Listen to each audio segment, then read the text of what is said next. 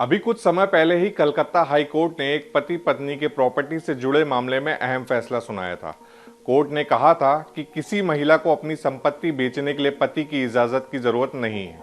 पत्नी अपने पति को बताए बिना या उसकी सहमति के बगैर भी प्रॉपर्टी बेच सकती है, बशर्ते वह प्रॉपर्टी उसके नाम पर हो। नमस्कार, मेरा नाम देवेश पांडे है। आज आपके मतलब की खबर में हम जानेंगे कि महिला जो एक बेटी है, पत्नी है और बहू भी है, उसके लिए देश के कानून में संपत्ति से जुड़े अधिकार क्या हैं। कोर्ट के फैसले के मुताबिक समझे तो अगर पति अपनी पत्नी के बिना राय लिए कोई प्रॉपर्टी बेच सकता है, तो पत्नी भी बिना अपने पति की राय या मर्जी के बगैर अपनी कोई भी प्रॉपर्टी को बेच सकती है, बशर्ते वह प्रॉपर्टी उसके नाम पर होनी चाहिए। ये तो सिर्फ एक केस की बात हो गई। अब समझते हैं कि पति पत्नी का एक दूसरे की प्रॉपर्टी पर क्या हक होता है। पहली और मोटी बात, पति की खुद से बनाई हुई संपत्ति पर पत्नी का पूरा हक और अधिकार होता है।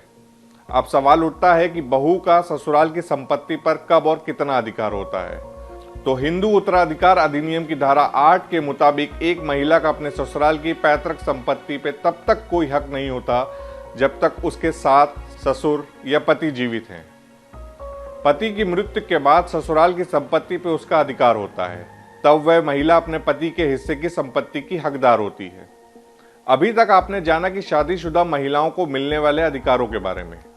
इसी कड़ी में समझेंगे उन लड़कियों या बेटियों के बारे में जिनकी अभी शादी नहीं हुई है, प्रॉपर्टी में वो कैसे हकदार हैं।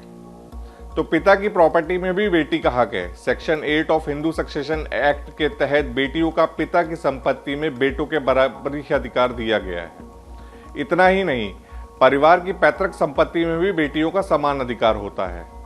बिना वसीयत अगर पिता की मृत्यु हो जाती है तो भी बेटियों का संपत्ति पर समान अधिकार है, और एक शादीशुदा बेटी भी पिता की संपत्ति में बराबर की अधिकारी होती है। वहीं अब बात करते हैं कि माँ की संपत्ति पर एक बेटी का कितना हक होता है।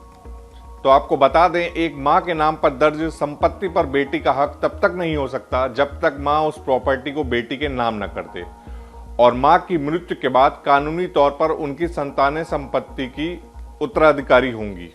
इस पर सुप्रीम कोर्ट का एक फैसला भी है। कई बार हम देखते हैं कि किन्हीं कारणों से बेटी अपने पिता से या पिता अपनी बेटी से रिश्ता नहीं रखते हैं, तो उस कंडीशन में अगर लड़की बालिग है तो माता पिता की प्रॉपर्टी पर या लड़की के खर्च पर पेरेंट्स की कोई कानूनी जिम्मेदारी नहीं होती है। लेकिन अगर पिता की मृत्यु हो गई है तो उस लड़की की पिता की संपत्ति पर पूरा कानूनी हक होगा। इसी तरह अगर माता पिता का तलाक भी हो गया हो तब भी बेटियों के अधिकार नहीं बदलते हैं, उनका अपने पिता की संपत्ति पर उतना ही अधिकार रहता है। अब लिव इन में रहने वाले कपल का कोई बच्चा होता है तो उसका भी अपने पिता की संपत्ति पर उतना ही हक होगा जितना शादी के बाद पैदा हुए बच्चे का होता है। अब आपको बताते हैं किन परिस्थितियों में बेटी संपत्ति की वारिस नहीं हो सकती है। तो पहला जवाब है जब पिता ने अपनी वसीयत में बेटी को जगह ना दी हो और किसी और के नाम कर दी हो। दूसरा, जब कोर्ट में इस बात का रिकॉर्ड हो कि बेटी और पिता के बीच रिश्ता तोड़ लिया गया है, उसका कोई कानूनी प्रूफ होना बहुत जरूरी है। लेकिन यहाँ एक बात जो ध्यान रखना जरूरी है कि कानून लड़की को अपने पिता की संपत्ति में बराबर का अधिकार देता है। अगर किसी भी वजह से वसीयत में लड़की का नाम नहीं है तो लड़की उस वसीयत को कोर्ट में चैलेंज कर सकती है।